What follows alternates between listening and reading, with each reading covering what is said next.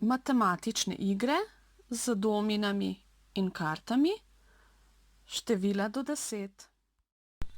Matematiko si lahko igramo tudi s pomočjo domin.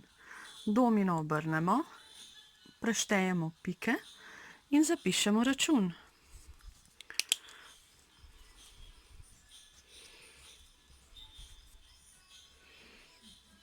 Račun izračunamo. Domino lahko obrnemo in že dobimo nov račun. Toliko pik plus toliko pik.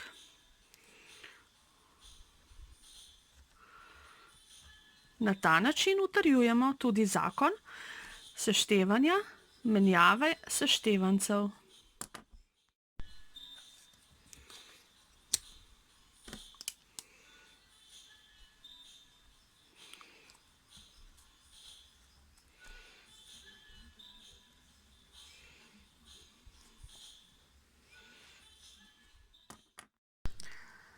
Pri matematiko pa si lahko popestrimo tudi z igralnimi kartami. Joker je lahko magična karta, kateri lahko določimo katerokoli število, asu pa pripišemo vrednost 1. Iz igralnih kart izločimo damo, kralja in poba. Skozi igro lahko utrjujemo tudi odnose med števili večje, manjše je enako. Z nasprotnikom potegujeta karte vsak svojega kupa naključno. Tisti, ki ima večje število, pobere obe karti. Igro nadaljujemo. As ima vrednost številka 1, zato je število 4 večje.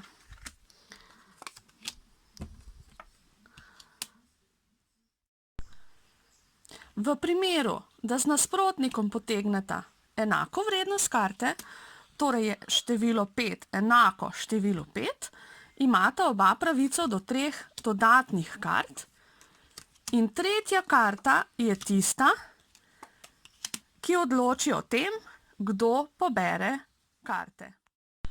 S pomočjo kart lahko zapisujemo tudi račune,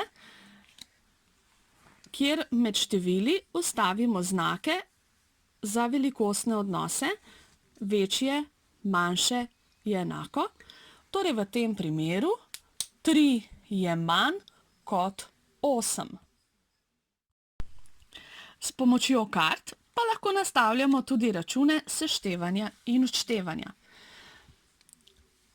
Primer s pomočjo kart je 2 plus 1. Z izbranimi kartami pa lahko nastavimo tudi račun odštevanja.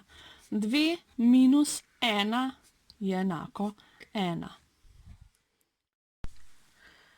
Včasih se zgodi, da z nastavljenimi kartami ne moremo sestaviti račun seštevanja, ker bi segel račun čez 10, zato mora otrok ugotoviti, da lahko nastavimo le račun odštevanja.